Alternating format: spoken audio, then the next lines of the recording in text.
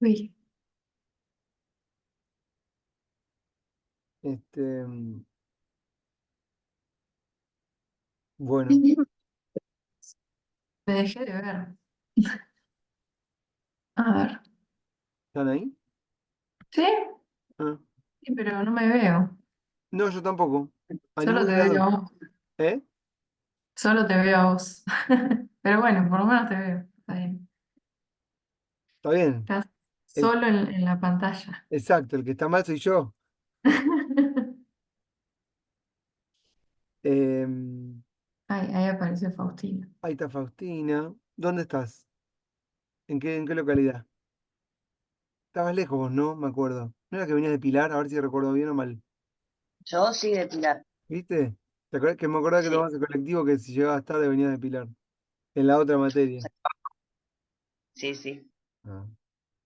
¿Y Julia, dónde estás vos? No, yo estoy en Capital, en Saavedra ando. Ah. ¿Y qué pasó? ¿Tienen un examen?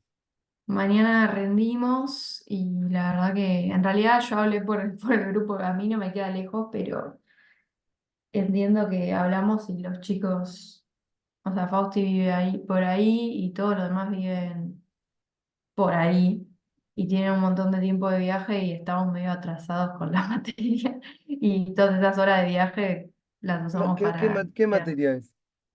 Eh, Sistemática 3 de la ciencia política. Bueno. ¿Y qué autores son para mañana? Tenemos un poco de Pérez Lineal, Mustapik, Ah, Jay Wood. sistemas políticos. Después tenemos, sí, Sayek, Calvo y todo, Chaschetti. Sí, Un poco, sí, sí. todos sistemas políticos. Ujú. Bueno, bueno,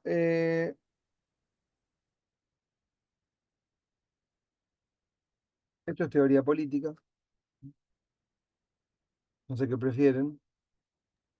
Te queríamos preguntar, creo, si, creo que ya lo preguntamos, pero necesitamos certezas. Fecha límite para entregar el paper. Y lo entregan el 28. Mirá, el 21, el 26, el 27, el 20 o entre el 20 y el 27. El 20 para esa ¿El semana. 20?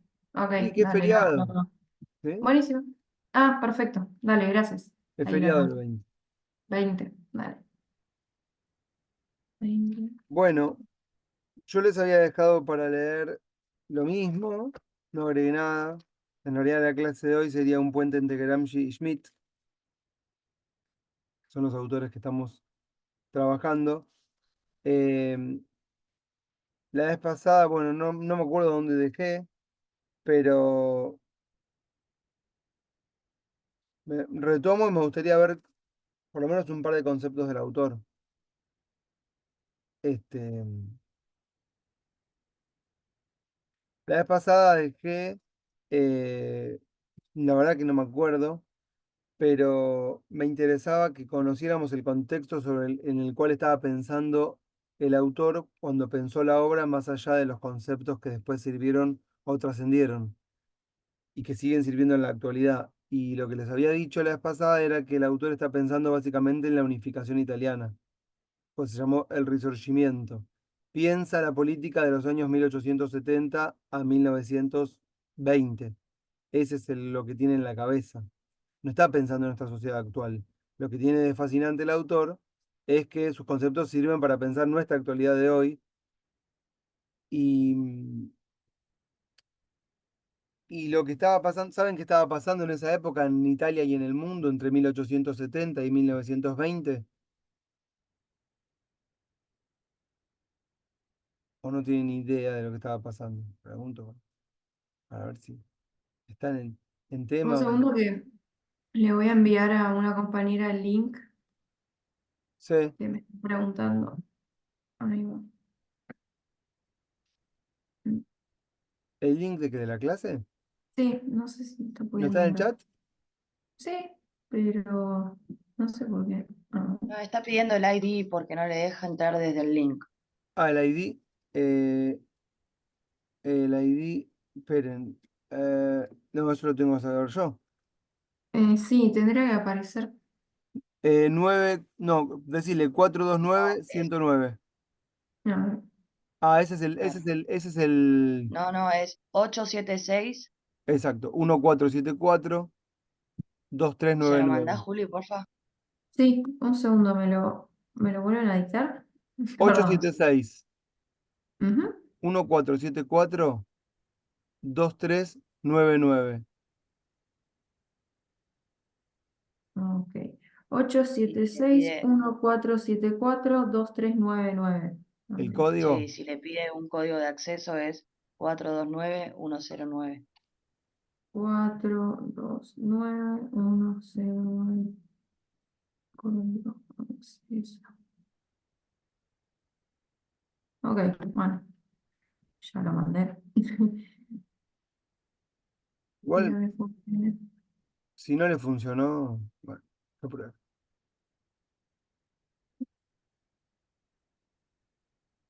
Bueno, Bueno, no, sí, les preguntaba si saben qué es lo que estaba pasando entre 1870, 1880, 1890 y hasta 1920, más o menos. el proceso de... O sea, ¿qué pasaba geopolíticamente en el mundo? ¿Correcto? Esa sería la pregunta, para saber cuál es el contexto en el que el autor está pensando. Es muy distinto al nuestro. Ahí está Lara. Ahí va.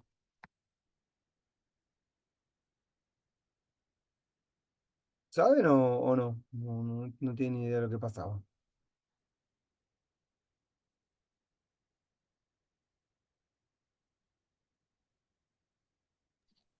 No, la verdad que no se me ocurre. Bueno, eh, Guerra Mundial, 1914, crisis del liberalismo. Sí, obvio, pero nos remontamos a 1870 en un momento. En el 1900, obviamente, guerra, toda la Pero seguidilla claro, de guerra. hasta 1920. Hasta 1920, y en 1920 ya terminó la Primera Guerra Mundial. Sí. Entonces, lo que, bueno, de todos modos, el siglo XIX es el siglo el fin del absolutismo, la, la socialización política, la participación popular, clandestina primero, organizada después, las luchas populares, ¿sí? Y el establecimiento del nuevo orden, el liberalismo, la crisis del liberalismo, que fueron los años de inicios del siglo XX. Y al mismo tiempo es la conformación de los estados nacionales. Alemania, Italia, los países del este de Europa, son todos, es el periodo de formación de los estados. Entonces, para Italia es la unificación, que es la tan ansiada unificación de la que hablaba Maquiavelo, si lo vieron en Teoría Política 1. Sí, sí, sí, Eh, lo vemos.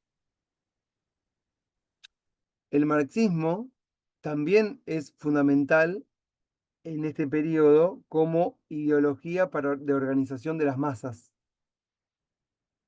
¿correcto? Es decir, lo que les conté la vez pasada, y es lo que tiene Gramsci en la cabeza, que también es lo que tiene Weber en la cabeza, y muchos autores que comparten, es cómo organizar socialmente a las masas populares. Weber lo decía atemorizado por la pérdida de las libertades individuales. Gramsci tiene una especial devoción por la organización para encauzar la revolución, y ese es el gran problema que está avisorando Gramsci. ¿Cómo hacemos la revolución? ¿Siguen esto que les digo? No tienen ni idea de lo que estoy diciendo, porque si no yo trato de enfocarme un poco más.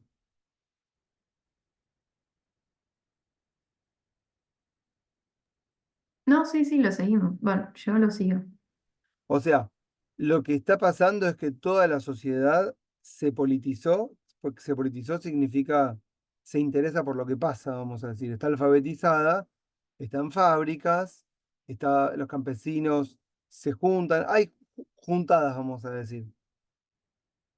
Y en las juntadas la gente habla. Entonces, como la gente se interesa por lo político, hay que organizar. La derecha va a organizar en torno de la nacionalidad. Somos todos de este país. Tenemos que ir a pelear en contra de los que están del otro lado de la frontera. Y esto es lo que va a generar finalmente estos discursos que van a llevar a la exaltación de la nacionalidad. Ahí, por ejemplo, encontramos a Mussolini como una figura icónica. Lo menciono porque es de alguna manera el que encarcela a Gramsci. ¿Se acuerdan que les dije la vez pasada? Hay que hacer que este cerebro no piense.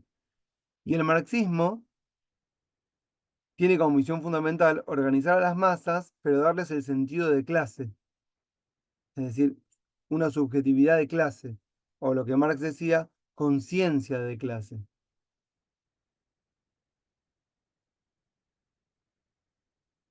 ¿Qué detecta Gramsci? Perdón, ¿qué pensaban en el 1890 los marxistas con el advenimiento de la guerra? El marxismo internacional cree que con las guerras lo que llega es la revolución comunista. Digamos, vamos a decir en términos de hoy, no la está viendo, no la ve, porque creen que llega una revolución que no está llegando. La guerra no es la revolución. La guerra es otra cosa. Es, no sé, en términos de hoy podríamos pensar que la guerra fue el capitalismo buscando nuevos territorios para que explotar, qué sé yo, no sé. La población armada, una época de violencia que se fue fomentando desde la Revolución Francesa y que continuó. La gente armada, los estados armados, la conquista de los territorios, la repartición de África. No era un contexto de revolución comunista, pero los comunistas creían que sí y no podían ver otra cosa. Entonces, cuando en el 1914 empieza la guerra, Gramsci lo que advierte es esto, es decir, che, está todo mal lo que estamos haciendo, pensará. Estamos equivocados. Pensamos que lo que cae es el comunismo y no está cayendo Perdón, pensamos lo que cae es el capitalismo y no solo no está cayendo, sino que se está reforzando más. Y cuando nosotros pensamos que lo que venía era la revolución, lo que viene es una reconquista mayor de las subjetividades. No lo dice así, pero eso es lo que él ve. Esperen un segundo que tengo que sacar las notificaciones, a ver si puedo. No, no puedo. Déjame. Y ahí es cuando Gramsci empieza a pensar, bueno, ¿cómo hacemos para encauzar a la sociedad hacia la revolución, considerando que lo que está pasando es que se están reforzando todas las instituciones del capitalismo y lo que nosotros pensábamos que iba a pasar, que era la revolución comunista, no llega? ¿Qué hacemos? Y ahí dice, hay que trabajar en la superestructura. Ahí es cuando dice hay que trabajar en la superestructura, que se acuerdan que charlamos de estructura y superestructura en Marx. Y para Marx, la caída del Estado simbolizaba eh, la caída de la estructura que le da cimientos al capitalismo. Y no es así, no funciona así. Y ahí Gramsci dice, bueno, lo que hay que hacer es trabajar en la superestructura. La guerra tiene que ser en en la, en las instituciones en las que el marxismo no pensó. Las trincheras, dice ahí entonces, están arriba, no están en la parte estructural de las relaciones de dominación capitalistas.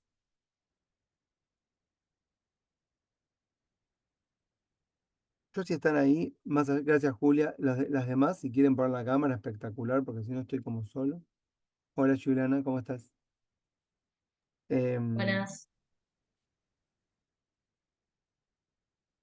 em, el texto que les dejé de los usos de Gramsci, de Portantiero, para leer, lo que trabaja primero son autores de la época para después hablar de Gramsci. Y habla de Weber y la preocupación de Weber por la organización de las masas para lo que él decía sería entrar en una especie de democracia madura en la que las masas no están desordenadas, sino que están organizadas en sindicatos, en partidos, en el parlamento.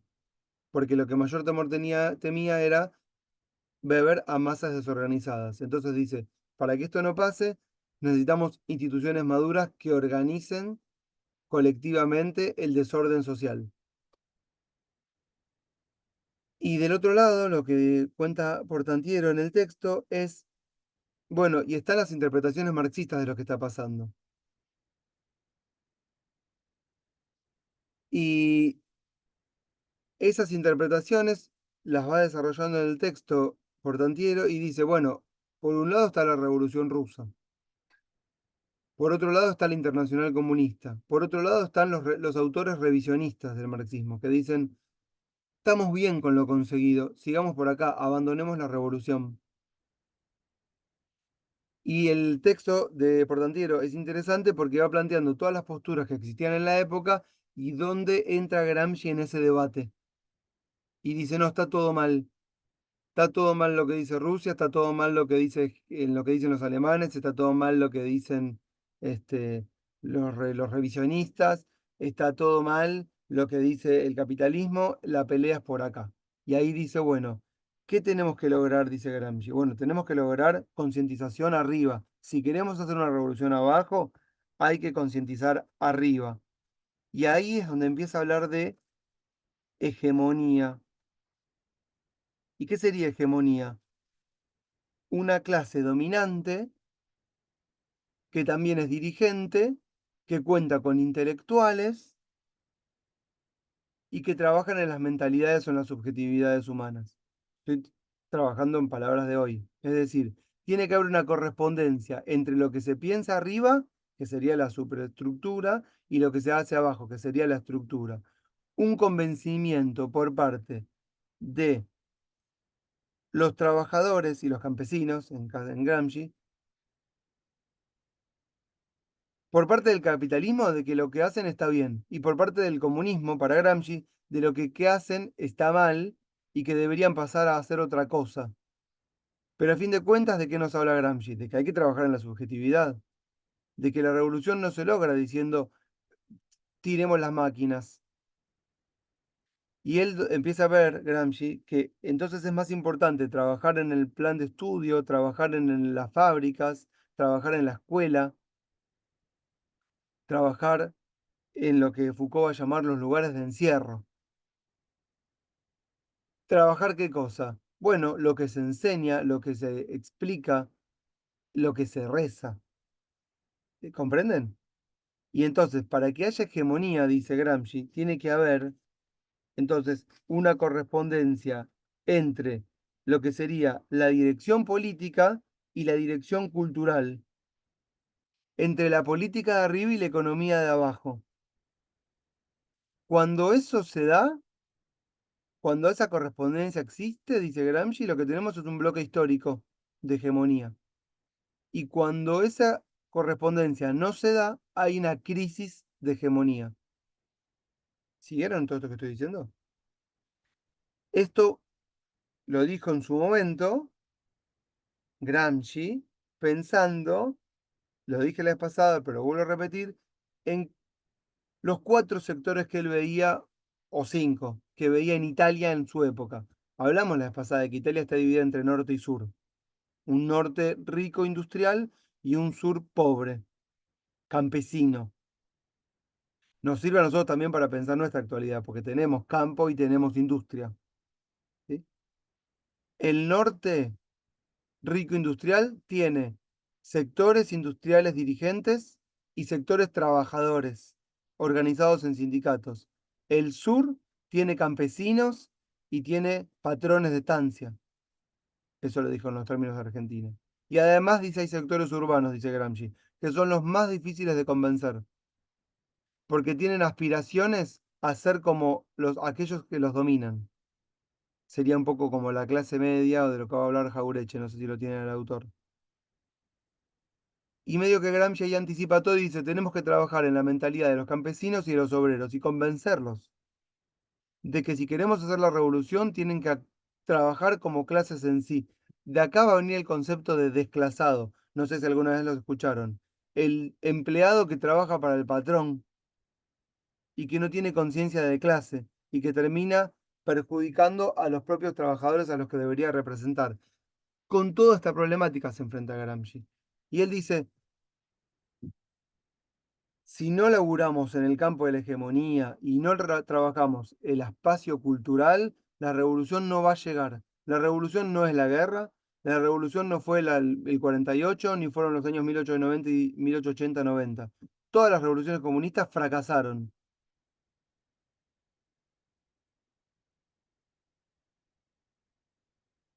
Yo si tienen preguntas me dicen, pues hablo solo y a veces pienso, no sé si me están escuchando en cualquiera y bueno, no sé. Díganme si no entienden nada, por favor.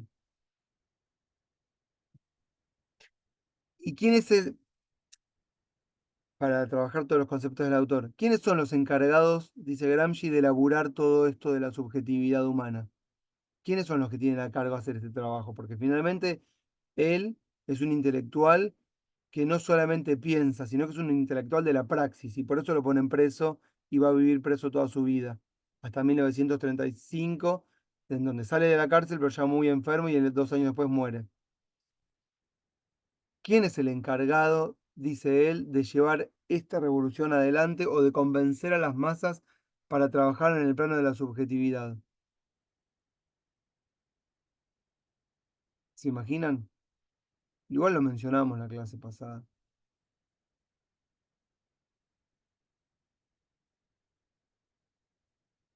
Bueno, ¿quiénes pueden ser ahora? ¿Quiénes son los que lavan la cabeza, los cerebros humanos? O los que les llenan de ideologías, ideas. Puede ser los medios de comunicación ahora. Sí, es un factor importante. Yo no sé si ahora va quedando en desuso o va siendo compartido con otros elementos, pero en una época la televisión fue un factor fundamental. En la época de Gramsci no existía la televisión, así que imagínense que no está pensando en la televisión, pero es cierto, hoy sí, en los años anteriores más, pero vos decís la televisión y la televisión es un aparato técnico, pero ¿quién está atrás de la televisión? Porque alguien tiene que ser el animador de ese espectáculo. Mirta Legrand. Habíamos hablado de la propaganda nazista, ¿puede ser? Bueno, la propaganda es muy importante, que puede ser vía televisión, vía radio, panfletos, todo eso es correcto. Esos son los aparatos técnicos, digamos, los medios técnicos de los que Se me disponemos. viene a la cabeza lo que estuvimos hablando un poco los dirigentes, Exactamente. los partidos políticos y los intelectuales habíamos Eh, hablado. exactamente, exactamente. Ustedes ahí lo que me estaban mencionando, cuando me dicen medios, está bien, Juliana, porque cuando me dicen medios, me están hablando de cuál es el aparato técnico, el elemento, la herramienta con la que vamos a hacerlo. Pero ¿quiénes vamos a hacerlo? Bueno, ¿quiénes? Los intelectuales. Ahí está el rol del intelectual, el que va a convencer a las masas, los cuerpos, de ser hombres, de ser individuos, de ser ciudadanos, de ser trabajadores o qué identidad van a tener. Es una función elemental del sector dirigente convencer a los dirigidos de aquello que son. ¿Entienden? Por eso es muy importante desde el Estado dar identidad. Si el Estado pierde su rol o su capacidad a través de su clase dirigente de dar identidad, entonces esos cuerpos se van a dar una propia identidad y seguramente será contraria a la ideología del poder. Por eso vemos que desde el Estado lo que se exalta es la nacionalidad y ahí aparece la figura del nacionalismo que después puede ser emparentada al fascismo. Porque ¿qué es lo que hacen los dirigentes, los intelectuales del marxismo? Te convencen de que sos un obrero y que el patrón te está explotando. Pero ¿a qué nos lleva esto? No nos lleva a decir que es cierto que soy un obrero o es cierto que yo soy un nacional de mi país y si yo estoy en este país me favorezco o es cierto que soy un individuo o es verdad que soy un individuo. Nada es verdad. O será verdad aquello de lo que me convenzan. Lo que Gramsci está también diciendo es, che, miren que la revolución no es algo evidente, ¿eh? No es que es lo próximo que viene. Hay que laburarla. ¿Por qué dice esto? Porque para Marx la revolución era un destino inevitable. Les conté que esto lo toma de Hegel, que decía que el Estado era una cosa inevitable. Y les conté que entonces Marx decía No es que Marx decía, pero les conté una hipotética charla que tenía con un caudillo tardío de la Argentina que se encontraba con Marx y le decía a Marx, no, no me quedo a ver la pelea, la lucha porque igual ya sé que van a perder. Porque el destino dice que ustedes van a perder porque va a pasar tal o cual cosa. Y Gramsci dice, miren que si nosotros no convencemos a la clase trabajadora no va a haber ninguna revolución. Bueno, ¿quiénes son entonces nosotros? Los intelectuales. ¿Cuál es el instrumento a partir del cual los intelectuales se van a organizar para Gramsci? Bueno, es el partido político. Pero no es el partido político de hoy, es el partido político clandestino de antes. ¿Qué era un partido para Gramsci? Un partido político para Gramsci son los intelectuales que piensan el futuro y que convencen a las masas. Y saben esos intelectuales que son clandestinos, que van a ser perseguidos y que van a terminar en la cárcel o muertos si es que no triunfan. Y saben que la política es una cuestión sacrificial. Y saben también que van a dejar la vida en ello. No es el partido de hoy que puede llegar a ser el partido del Parlamento, el partido de los privilegios, o como diría Milei, el partido de la casta. ¿Entienden esto que estoy diciendo? Y el partido fue clandestino y lo que planteaban los revisionistas, que eran los marxistas que no eran como Gramsci, era, miren que estamos bien.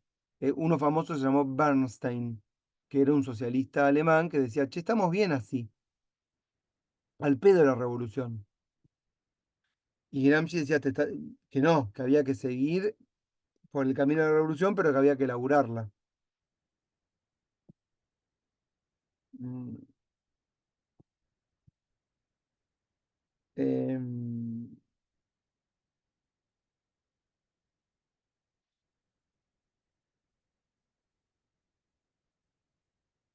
bueno,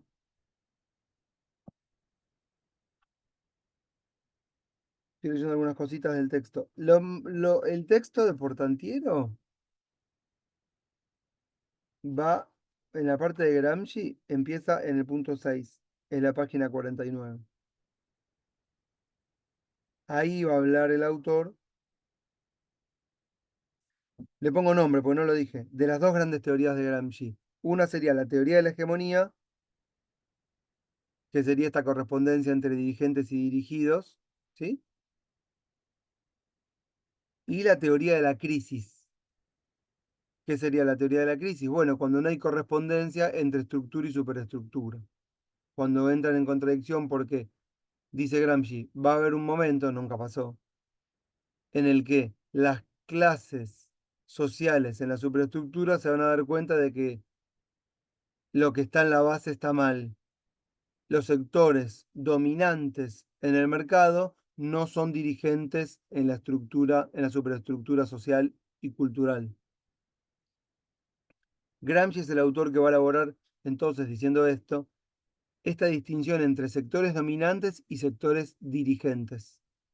En Argentina es muy bueno ese concepto para pensar siempre en una clase dominante que no dirige, que se esconde detrás de la política. Pueden pensar incluso a Milei como a veces yo jorobando digo, gerente de las multinacionales. Pero ¿en qué sentido? Si lo pensamos con Gramsci. Pone el cuerpo, labura en la superestructura y es la herramienta dirigente de un sector dominante que no pone el cuerpo. No aparecen los sectores dominantes en la disputa. No salen ni muestran la cara.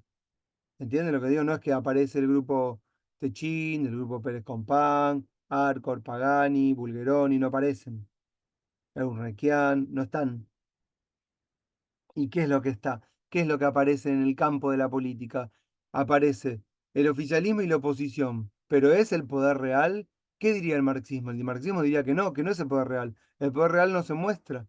Son los sectores dominantes, no dirigentes. Y si dirigen, lo hacen a través de otros. Y ahí aparecen los intelectuales de esos sectores dominantes. Milei, por ejemplo, llevándolo a la actualidad, dice constantemente, los intelectuales son los que nos convencen de que el Estado es bueno. No sé si escucharon decirlo alguna vez, pero lo dice todo el tiempo. Y el Estado, dice Milei, es criminal porque cobra impuestos. Por eso dice todo el tiempo que el Estado es criminal y hay que terminar con el Estado. Tomando a Gramsci uno podría darlo vuelta y decir, mira, para mí el intelectual de la derecha es Milei, que es intelectual sin saberlo y sostiene el discurso de los sectores dominantes sin decirlo y camuflándolo. Y finalmente él se transforma en el intelectual que no quería ser. Y dice que destruye un Estado que no está destruyendo, sino que está haciendo únicamente lo que necesitan los sectores dominantes para seguir acumulando capital. Es una mirada marxista de lo que estaría haciendo el presidente. Es darlo vuelta, básicamente. No sé si sigue, no, le estoy dando un rulo muy complicado. Pero bueno. Finalmente, intelectuales hay siempre.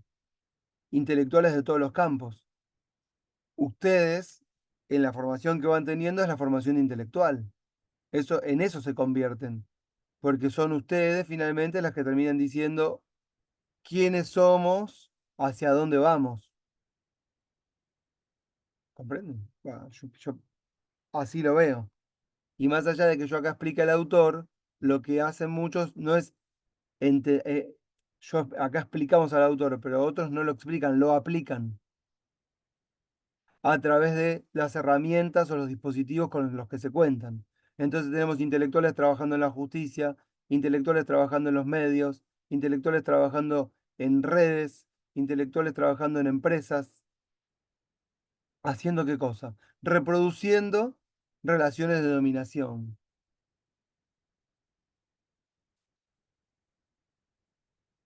Eh, bueno, Gramsci, les había dicho la vez pasada, lo vuelvo a mencionar, es el autor que introduce el concepto de casta. ¿Mm? Y él dice, toda la burocracia, dice Gramsci, pensemos la burocracia de aquella época, ¿eh? No es la burocracia actual. Quiero decir,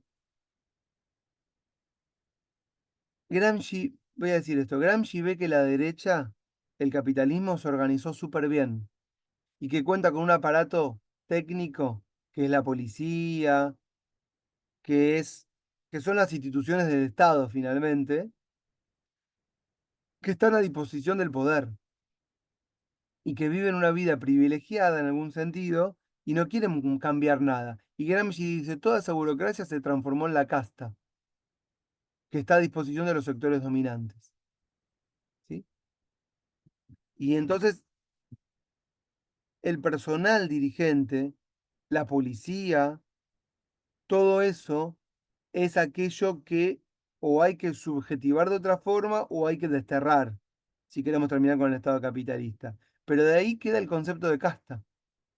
¿Qué sería ese concepto? El concepto de casta sería el de aquellos funcionarios, no importa el cargo que ocupen, que gozan de los privilegios de trabajar en o para el Estado.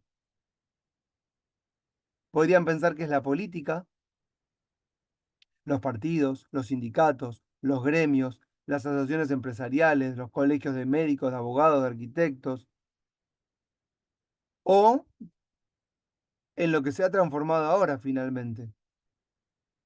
Aquel que recibe un beneficio es casta. Aquel que recibe un plan es casta. Si recibís una jubilación, sos casta. Finalmente, todos aquellos que viven del Estado se transforman en casta.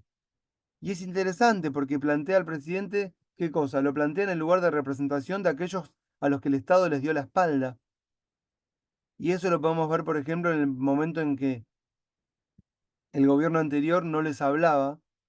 No sé si ustedes se acuerdan cuando fue la pandemia, que apareció el IFE. ¿Se acuerdan del IFE? Ingreso familiar de emergencia, que fueron, no sé, 10.000 pesos, 20.000 pesos de la época. Y se iban no sé si ustedes recuerdan, se iban a anotar 2 millones de personas y se anotaron 14. Y al gobierno se desbordó. Pero más allá de ese desborde, ¿qué nos está indicando? Que había un montón de personas que no estaban siendo contenidas en ningún lado. Entonces aparece el presidente actual con un discurso en el cual todas esas personas que no tenían esa representación, que el Estado les daba la espalda, que los sectores dirigentes o intelectuales del Estado no les daban una identidad ni los contenían, y entonces aparecen siendo representados por otros, ¿sí? Y finalmente se transforma en un intelectual que representa o que intenta hablarles a sus sectores. Tal vez la mayor an- eh, audacia, no sé si audacia o, bueno, o mayor nada. Lo que veo, digamos, sería que les habla, los representa, pero finalmente no actúa en consecuencia de esa representación. Porque seguramente muchos de los que los votaron reciben algún beneficio del Estado, que es un beneficio muy de subsistencia. No podemos pensar que los jubilados, si lo votó más de la mitad de la población, seguramente que en esa mitad hay docentes, hay jubilados, hay policías, hay enfermeros, hay médicos, hay abogados, hay arquitectos, hay profesionales, hay miembros de partidos políticos y de todas las instituciones en las que el Estado capilarmente penetra, porque finalmente el Estado está capilarmente en todos lados. Lo interesante, lo paradójico es que los representa, pero después no los beneficia en sus actos de gobierno. Y nos encontramos en la crisis actual. Sectores representados que no tienen ningún interés en las medidas que el gobierno toma. Se sienten representados en una narrativa en donde dice vamos a destruir todo, pero finalmente dicen, pará, que si destruís esto me tocas a mí. Bueno,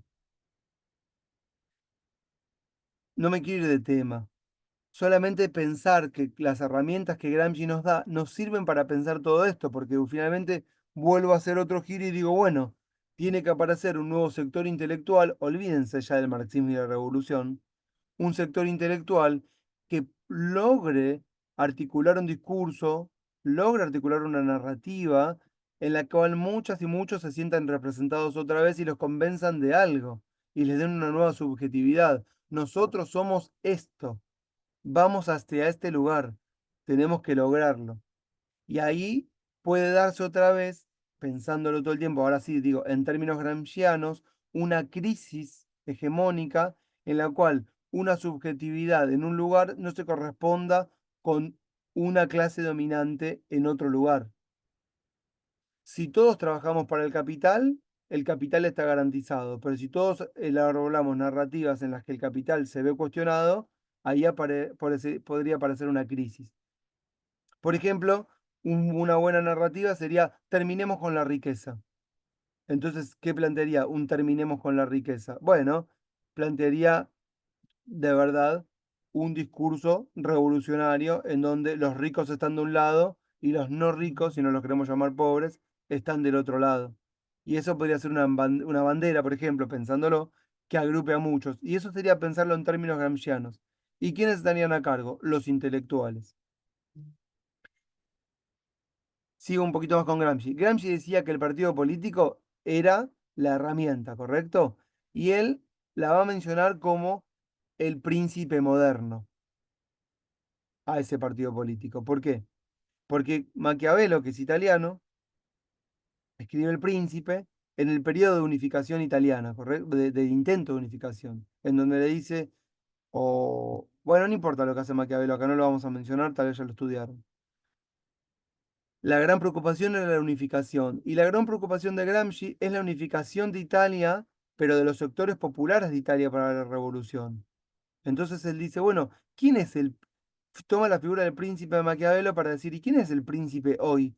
Es decir, ¿quién es la figura de la unificación o del resurgimiento, lo que ellos llaman el resurgimiento, que son los campesinos y son los obreros y no son los sectores medios urbanos?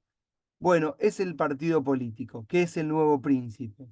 Entonces escribe en un cuaderno, en los famosos cuadernos de la cárcel, un cuaderno que se llama El Nuevo Príncipe o El Príncipe Moderno. Y cuando leen El Príncipe Moderno, es el partido político que, no sé si les dije la vez pasada, pero vamos a mencionar de vuelta, él funda. Él es el fundador, junto con otros compañeros, del Partido Comunista Italiano. O sea que no es que lo pensó únicamente, sino que lo pensó y lo hizo. Y si lo ponen preso toda su vida es porque Mussolini, cuando asume el poder, prohíbe la existencia de los partidos políticos, en lo que convierte el Estado en un Estado totalitario. Y entonces es encarcelado por organizar un partido, porque eso estaba prohibido.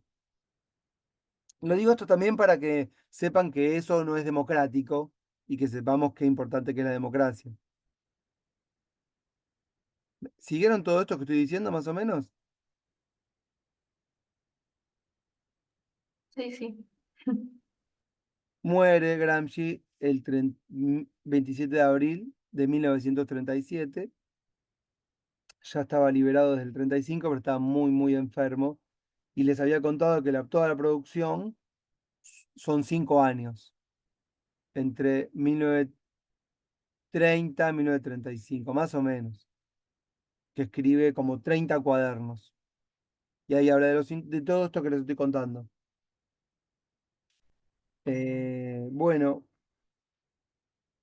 hay más conceptos, pero creo que con estos estamos, ¿sí? Los intelectuales, el partido, la hegemonía, clases dirigentes, clases dominantes. ¿Tá? Todo esto son los conceptos de él que siguen en la actualidad vigentes. Em, para la vez que viene, y lo introduzco, vamos a trabajar a Carl Schmitt, que escribe en la misma época. Exactamente, la única diferencia es que no murió joven, murió de grande, 1980 más o menos, 1988 creo, o 85, no recuerdo bien el año, pero nace en 1890, vive casi 100 años. Y toda la producción de Carl Schmitt, que es alemán y que escribe para el Tercer Reich, es en los mismos años en los que escribe Gramsci, son contemporáneos.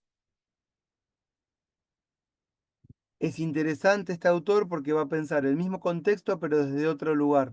Pero el mismo contexto con las mismas revoluciones comunistas, con las mismas crisis, con la misma revolución rusa, la internacional comunista, la organización del Estado alemán, todo igual. Y todos conceptos distintos, todos también muy interesantes para pensar nuestra actualidad. Eh, Les voy a dejar material. Yo les recomiendo que lo lean porque es muy importante, así como Gramsci lo es para pensar nuestra actualidad, también lo es Carl Schmitt, ¿sí?